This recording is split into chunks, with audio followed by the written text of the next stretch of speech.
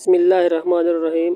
حضرت نعمان بن بشیر رضی اللہ عنہ کہتے ہیں کہ میں نے نبی کریم صلی اللہ علیہ وسلم سے سنا، آپ صلی اللہ علیہ وسلم فرماتے تھے، حلال کھلا ہوا ہے اور حرام بھی کھلا ہوا ہے، اور ان دونوں کے درمیان بعض چیزیں شبہ کی ہیں جن کو بہت لوگ نہیں جانتے کہ حلال ہیں یا حرام۔ پھر جو کوئی شبہ کی چیزوں سے بھی بچ گیا اس نے اپنے دین اور عزت کو بچا لیا، اور جو کوئی ان شبہ کی چیزوں میں پڑ گیا اس کی مثال اس چرواہے کی ہے جو شاہی محفوظ چراگاہ کے آس پاس اپنے جانوروں کو چرائے۔ وہ قریب ہے کہ کبھی اس چراگاہ کے اندر گھس جائے اور شاہی مجرم قرار پائے۔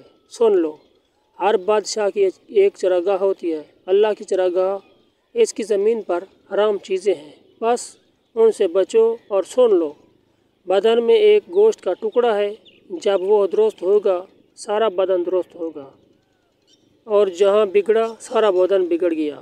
سن لو، وہ ٹکڑا آدمی کا دل ہے۔